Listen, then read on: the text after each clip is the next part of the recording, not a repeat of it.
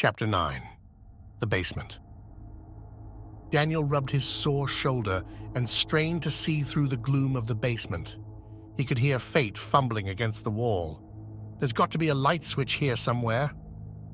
Daniel remembered the light in the hallway hanging from the ceiling and hoped there was another inside the dark room. He moved into the center of the floor with outstretched arms until he found the string. He pulled it. A dim glow illuminated the space. It was far larger than he expected and ran half the length of the house. The ceiling was the height of an average room, but the length of it gave it a cave-like feel. There was a small bathroom in the corner just large enough for a toilet and sink. The opposite corner had a waist-high pile of metal junk and broken appliances, none of which were newer than several decades. Daniel's eyes were immediately drawn to the stack of steel panels 8 feet long by 4 feet wide. They dominated the room. There were 2 stacks of 6 each. The panels were thin but strong, rusty and covered with thumb-sized hemispherical rivet heads in straight lines along each edge. "Not this again," said Fate with dread. He sighed and kicked one of the stacks before turning away from them in disgust and addressed Daniel. "So, what's your name then?" Daniel didn't answer. "It's not a trick question," said Fate. "Ah, I understand. You're frightened." "My name's Daniel, and I'm not scared," said Daniel with more confidence than he felt. "Well, Daniel, don't worry. I'll get us out of here. My name's Fate, by the way. Lafayette Delacroix Cordonnier, at your service." He made a small bow. Daniel frowned and continued scanning the room for anything that might help rescue his sister. "Yes, I know it's a mouthful of French bubblegum, isn't it? You can just call me Fate." Daniel didn't respond, so Fate pressed on. "You're probably wondering how you get Fate from Lafayette, aren't you?" Still no response. Fate chuckled. "Well, you see, Daniel, in the appropriate concentration, alcohol dissolves syllables. There's a little pearl of wisdom for you." He took on a wistful expression, shook it off, and added, "Anyway, it beats the previous nickname." Daniel moved to the pile of junk in the corner, but didn't ask Fate to elaborate. Fate was unperturbed and cleared his throat. "Laffy Taffy, I was not a popular child," he said. "You sound more British than French," said Daniel absent-mindedly as he picked through the broken things. "Well, after a few..." Fate stopped short of actually saying centuries and began again. "After a while, I lost the French accent. Or you could say I adopted a new one. There are so many that at this point I'm something of a collector. I just wish I could control it. Anyway, that's your... what?" Fate held a thumb in the direction of Madison and Ryan across the hall. "Mum and Dad? No, wait. Not really old enough." "Sister," said Daniel flatly. "You really are a man of few words, aren't you?" said Fate. He clapped his hands, rubbed them together, and strolled over to the exterior wall. "Let's get started. The way I see it," he was tapping the paneling with his knuckles, "we have 2 choices here. Help Shadrach fix his machine." He pointed to the stack of sheet metal panels in the center of the room. "Or escape. I vote for escape." He realized Daniel hadn't joined him. "Are you going to help, or what?" Daniel gave Fate a silent sideways glance and moved back to the locked door. He pulled up the side of his shirt to reveal his black leather belt. The inside surface had a seam cut into it that ran its entire length. It was intended to hold money or other paper items, but Daniel used it to keep his lock-picking tools. They were 2 small, silver-colored pieces of steel. The pick was flat, with a small bend at its end for pushing the lock's pins against their tiny springs. The tension bar was L-shaped and thicker than the pick. Daniel inserted it and applied the slightest pressure he could manage. He inserted the pick above the tension bar. It slid in easily. Fate joined him and watched Daniel curiously. He was tall enough to see out the door's small, square window. By the time Fate looked back down at Daniel, he was spinning the tension bar around. The lock had given up. Daniel stowed his tools and reached into his back pocket for his orange notebook. He wrote down the lock's manufacturer and recorded the time to defeat at 15 seconds. Not his personal best, but a good showing, especially under stress. Fate cocked an eyebrow at this. Daniel put away his notebook and was about to open the door when Fate stopped him. "He has a gun, Daniel. Besides, I have a better idea. Come on." He returned to the exterior wall and waved Daniel over. "These old houses have windows at the top of the basement walls," he grunted, trying to reach the highest point. "We just have to find one under this paneling." The door opened and Vogel entered. "Give it up, Fate. The sill windows are all bricked up. Now get to work." He tossed a red metal toolbox into the room. On its side, in large black letters, it said Bob Cole. Some of its contents spilled out. There was a hammer, a wrench, and some smaller tools. "You can't keep us here, Shadrach. How long before the boys' parents call the police? You can't knock them all out before they just shoot you." "You let me worry about that," he grunted and stepped into the hall, closing and locking the door on his way out. Fate looked at Daniel, but couldn't read his expression. "Don't worry about that. We'll be fine. Vogel's deeply damaged, but he's not a killer. Well, except for his wife, but that was an accident." Something burned in Daniel's gut. "He killed my bus driver." "He did?" said Fate, genuinely surprised. His air of cheery optimism evaporated. Daniel nodded solemnly. "All right," said Fate seriously. "That's new. He's gotten worse. A lot worse. I need to think." He began pacing. "What's wrong with him?" asked Daniel, hoping for some shred of information that would help them all escape. "How did he get that way?" "That thing happened to him," said Fate darkly. He pointed to the steel panels. "He's obviously dismantled it, but when it was all assembled, it was a box about the size of a small room. He called it a cutter. He thought it would cut his lines and make him like me." Daniel's eyes flashed at the mention of lines. Fate noticed. "You know about the lines? What do you know?" Daniel shrugged. "Hang on," said Fate. He rushed over to the door and cautiously peered again through the door's small window. Vogel was seated in a metal folding chair reading a newspaper. Fate grabbed a pair of similar metal chairs that were leaning against the wall. He took them over to Daniel and handed him one. "We need to sound like we're working," he whispered. They unfolded the chairs and sat next to the metal panels.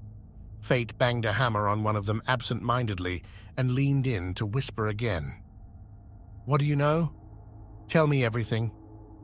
Daniel unfolded his chair and sat. "I wrote a blog article." "He can't use a computer," said Fate with a bit of uncertainty. He glanced back at the door. "At least I don't think he can. Perhaps someone's helping him. Go on. What was in your article?" "I explained how I could see these 3 lines." "You can see them," shouted Fate. He caught himself and repeated in a whisper, "You can see the lines?" Daniel nodded. "How is that possible?" Daniel reached up to touch his earring. "That's an odd choice for a 7-year-old boy. But who am I to judge?" said Fate. "I'm 10, and it's a monopole magnet. If I turn..." Daniel strained to remember how many turns he had made since he last saw the lines. 3 times. They show up. Fate stood. "Show me! Show me!" Daniel got up and slowly turned in a circle 3 times. Fate saw no change and looked disappointed. "Oh, wait," said Fate. "You can see them because you just untwisted." Fate mentally reviewed his own movements since getting in the Jeep with Ryan. He did 2 turns and saw the faint glow of 3 lines coming from Daniel's head. "Whoa," he whispered reverently. "May I try it?" Daniel shrugged and removed the earring. The small steel disc that held it in place came off as well, and they clicked together. "This goes on the back, and the magnet stays on the front from the attraction to it." He handed the 2 pieces to Fate. Fate put the metal disc on the back of his ear and the roundish magnet on the front. It jumped and pinched him. Ow! It's pretty strong, you have to be careful, warned Daniel too late.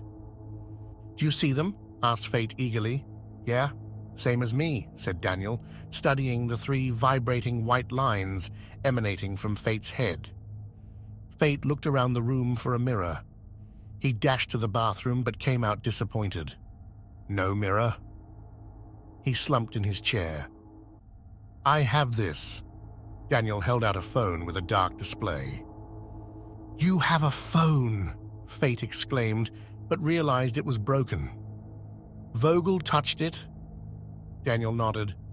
Someone took my other 2, and this one's broken, but you might be able to see your reflection in it. Fate took the phone and tried to see the lines in the black glass surface. I see them. You mean you never saw them before? Asked Daniel with newfound respect. How did you know they were untwisted? And how did you keep them untwisted? Fate stared at the phone. I saw the effect they had on other people and how it went away if I rolled on the floor. It also made me lucky. Very lucky. I always assumed they emanated from my chest, though. I wonder why they come out of our heads. Daniel shrugged. No idea yet. Well, here, Fate said, and offered the earring back to Daniel. This is the most precious thing in the world. You keep it safe. I don't hear any work going on, shouted Vogel gruffly from the hallway. Fate jogged over to the panels and lifted the hammer, but before he could bring it down for a loud clang, a softer tapping sound came from the ceiling. That's better, grumbled Vogel. Daniel and Fate looked at each other and then up at the heating vent in the ceiling. Madison, said Daniel excitedly. He lifted the chair to the top of the stack of panels and cautiously stood on it. Madison, he hissed up at the vent. Daniel, she called. Don't worry, we'll get you out of there. No, said Daniel a little too loudly. He recovered and continued in a hoarse whisper. He's sitting in the hallway, and he's got a gun. We have a plan, she said. We'll wait until he falls asleep. This lock is a joke. I could pick it with a spaghetti noodle. We'll get you out and sneak away before he wakes up. Or bash his head in, Ryan added. Fate lifted Daniel off the chair and took his place. There's one problem with this plan. Hello? Yes, I'm sorry we haven't been introduced yet. My name is Fate. Hello, she said. Here's the thing, Fate continued. He doesn't sleep. Ever. Well, at least not since his accident. It's part of the reason his brain is so scrambled. Anyway, I have a better plan. He wants us to put his machine back together. I say we do it. It almost killed him once. Maybe it will finish the job this time. The lock made a clunk sound. Vogel stepped in. He rushed over and pushed Fate off the precarious perch.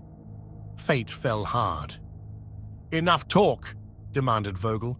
Get these panels together, now, or I pay a visit to your friends across the hall. You hear that? He shouted at the ceiling vent. All right, said Fate, rubbing his elbow where it struck the concrete floor. Calm down, Shadrach. We were just looking for the bolts. Vogel kicked a small cardboard box on the floor. Paired nuts and bolts spilled out. 5 minutes, Fate. I want to see progress or they both take another nap. He pointed to the hallway. Fate began pulling the top panel off the stack. It hit the floor with a deafening clang. That's better. Start with the 2 floor panels. It's not rocket science, Fate. Even you can figure it out. He backed out of the room and slammed the door. Daniel helped Fate pull the second panel off the stack. I need to know more about this machine. Can you tell me everything you know? All right, said Fate, always eager to tell a story. It started in a bar in St. Louis 2 years ago. I'd just come from another funeral. It seems that's all I do these days. He took on a wistful look and paused for a few seconds before resuming. Anyway, I was in a bar. Not a very nice one. There was no piano, and the barkeep didn't know how to make any of the old drinks. So I was trying something called Tennessee sipping whiskey, but I wasn't actually sipping it. He winked at Daniel, who showed no reaction. Fate cleared his throat. I suppose that's not really relevant. Anyway, I was sitting at the bar and showing off with some coin tricks. A few of the local ladies were quite something, and a crowd of them had grown around me. I was trying a bit too hard to impress them when Vogel overheard me and came over to see what I was doing. He was far more personable in those days. I tried to convince him that the tricks with the coin were just that, tricks. He wasn't buying any of it and insisted that I show him more. I was in a dark mood, I suppose, because I agreed. The next morning, I woke up on his sofa. He was sitting in a chair next to me, anxious for his first lesson. Apparently, I had shared a bit more than I intended.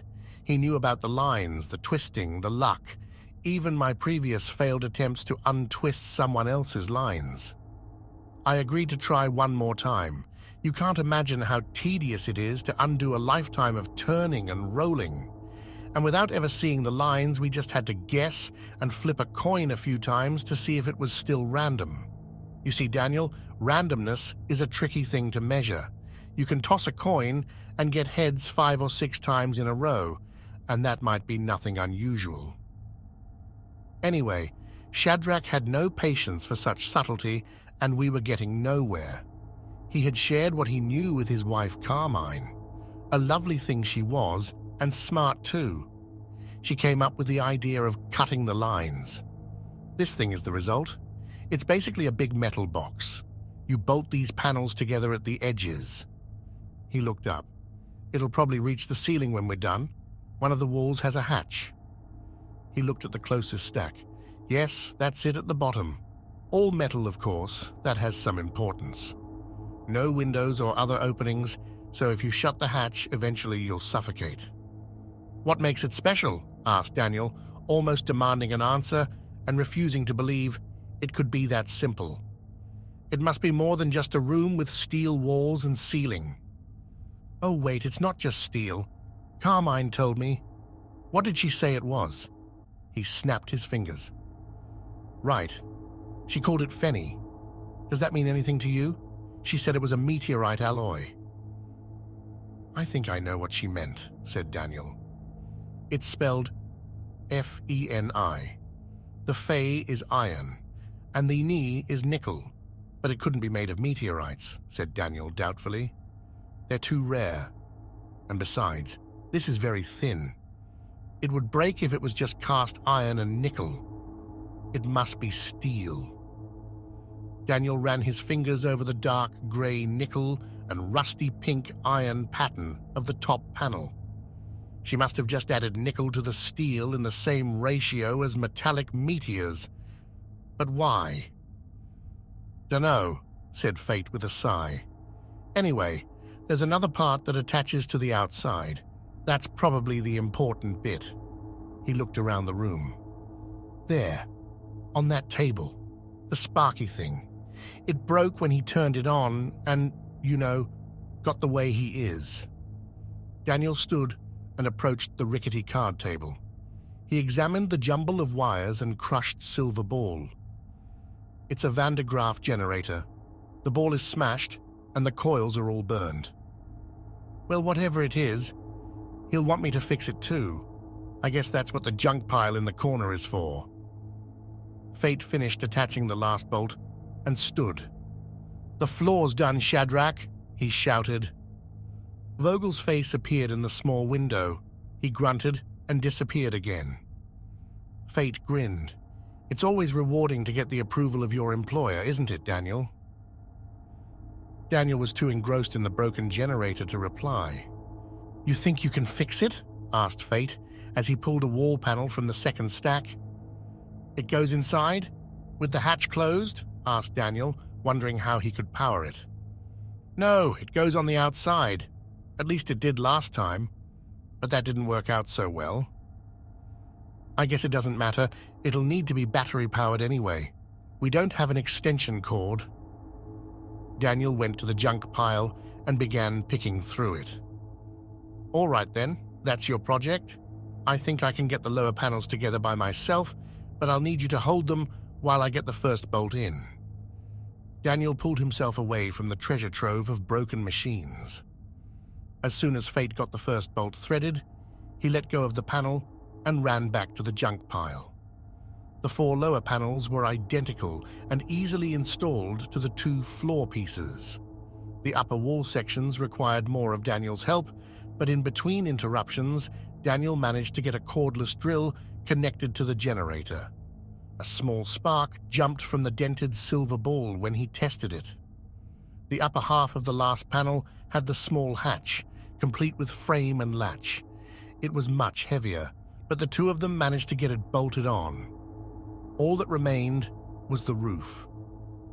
Fate reclined on the floor for a rest. "You weren't born here in the eastern part of northwest South Dakota, were you, Daniel?" said Fate, suppressing a giggle. "No," said Daniel flatly. "See, I knew it. I'm quite good with accents, really." "So, what brought you to the eastern part of northwest South Dakota?" "Why," Daniel began, but stopped. There was something about this strange man which made the idea of asking him a question rude somehow. Daniel even felt the urge to raise his hand as if he were in class. "Go on then," said Fate, smiling warmly. "Don't be shy. Ask me anything." "Why do you keep saying it like that?" asked Daniel. Fate laughed. "Because it's fun. Doesn't everyone say eastern northwest South Dakota?" "No," said Daniel flatly. "No one says that." "Huh? Pity," Fate shrugged. "So, what brought you to this land of many directions?" Daniel hesitated. He was usually uncomfortable talking about this subject, even with people he had known for more than a few minutes. But the same invisible influence that made asking questions seem rude was also paradoxically pulling answers out of Daniel. "After our parents died, Madison said that we needed a change of scenery." He paused to compose himself. Fate propped himself up on his elbow to pay closer attention. Daniel cleared his throat. "We stopped at a bar to see if her new ID would work. She hung a map over the dartboard and handed me a dart." "Did she now?" said Fate thoughtfully, and lay back down on the floor. "Completely random, that. Wait, did you say a bar? Do you happen to recall if they served venison? Can't find it anywhere these days." "Fate, get your lazy butt up and finish it," shouted Vogel from the door. He was glaring through the window. "The boy's not tall enough, Shadrach," shouted Fate without getting up. "You need to help me lift the last pieces." "Nice try, Fate. Get up off the floor. I'll get the other one to help you." Vogel peered through the window of the second room and only saw the girl. She was sitting on the cot with her head down. He craned his neck to get a better view, but Ryan was nowhere in sight. He sighed and unlocked the door. In one quick movement, he opened it and reached in to touch Ryan, who was waiting in ambush. Ryan collapsed in a heap on the floor. Madison gasped and ran to him. She helped him onto his back and checked that he was still breathing. "Well, I guess that decides who helps Fate. Come on, let's go." Vogel waved her out into the hall. She kept her distance, but complied. He locked the room with Ryan and unlocked the other, but drew his pistol before opening the door. He waved her in and followed. "Nice progress, Fate. You're not as useless as everyone says," he growled. "Now get that roof on. You," he snapped his fingers at Madison. "Help him." Madison ran and knelt to hug Daniel. "Are you all right? He didn't hurt you, did he?" she whispered. Daniel shook his head. "I'm fine." He turned to stare at Vogel. "But he killed Mrs. Washington." Madison's eyes flashed. She stood, faced Vogel, and pulled Daniel behind her. "That's right, and the same will happen to you if I don't get what I want. So get it done," he barked. "What do you hope to accomplish, Shadrach?" said Fate, as he moved toward the last 2 panels. "This thing almost killed you last time. What's it going to do this time?" "It broke me. It can fix me," said Vogel with the intensity of desperation. "That doesn't make any sense," argued Fate. "It's like saying a pair of scissors can mend a cut string back together." You let me worry about that, growled Vogel. Madison helped Fate lift the first ceiling panel off the floor. Vogel approached Daniel, who returned to his work on the generator. Nice job, boy. Does it work? Daniel nodded. It works as well as any ordinary Van de Graaff generator. There must be more to it than this if it cut your lines. Vogel shrugged almost imperceptibly. You built it, don't you know? Asked Daniel accusingly. My wife designed it and it didn't have a clock, he said derisively, and stopped short of thumping the alarm clock Daniel had attached. I needed the clock to control the drill's speed, said Daniel, as convincingly as he could manage. He turned on the clock and squeezed the drill's trigger. It began whining, higher and higher pitch, until a large spark jumped from it. Daniel relaxed the trigger. Perfect, Vogel grunted. Now get it inside. He stepped back and waved toward the machine. Inside, said Fate, as he and Madison finished the last ceiling panel. Doesn't the generator go outside, attached to the wall? Not this time, growled Vogel. Change the conditions, change the outcome. Daniel carefully lifted the generator off the table and carried it to the huge metal box. The bottom of the hatchway was 4 feet above the floor. He backed onto it until he was seated on the bottom edge and swung his legs over. Right there. Put it in the center, boy. Why the center? Asked Daniel, accustomed to his every action needing a logical reason. Why not? Spat Vogel with a sneer. Daniel laid the machine on the floor of the cutter. Showtime, Vogel said, and pointed the pistol at Fate. Daniel was about to step out of the machine. You stay where you are. Fate, get inside. Madison gasped and moved toward the cutter's hatch. Vogel grabbed her by the throat. She went limp, and he let her fall to the floor. Madison, shouted Daniel. Stay where you are, or I'll finish her off, shouted Vogel. Daniel froze. Fate, inside, barked Vogel. Fate complied and climbed in reluctantly. Good. Now, step back. Vogel joined them, moving the pistol's aim back and forth. He slammed the hatch closed with his elbow and pushed the locking lever down. The last sliver of light vanished. The darkness was absolute. Vogel's old silver Zippo lighter flicked to life and filled the space with a gloom of eerie shadows. Do it, boy! You were alone last time, weren't you? And the generator was outside, said Daniel, with barely contained terror. Changing 2 variables is bad science. Nobody cares about that, snarled Vogel. Turn it on. Daniel glanced at Fate, who nodded reassuringly. Daniel crouched by the generator and squeezed the drill's trigger, engaging its lock. The sound of the generator's whine rose in pitch and volume as it built up a charge. Daniel stepped back, turned, and rushed toward Fate, pushing him into the safety of the corner, the farthest spot from the generator. As they hit the corner, Daniel's earring jumped off and found the steel of the cutter's wall. The generator's motor reached its crescendo. A white spark with a blue halo jumped to a spot only 4 feet from Daniel's head. The alarm clock made a loud click, and the drill fell silent. Oh, thank God, said Fate, relieved they were still alive. Vogel seemed surprised and glanced back and forth between their flame-lit faces. I'm still inside. He grinned. That's different. Time to see if it fixed me. Let's see if your sister can survive another touch. He closed the lighter, plunging them into darkness again. Daniel shouted and lunged at Vogel, but the man was too strong. He threw off Daniel and brought the pistol down on Fate's head. He fumbled for the hatch lever and found it. The hatch swung inward, followed by a torrent of sand. In a matter of seconds, the front half of the small space was filled with it. A ray of sunshine shone in through a gap at the top of the sand heap.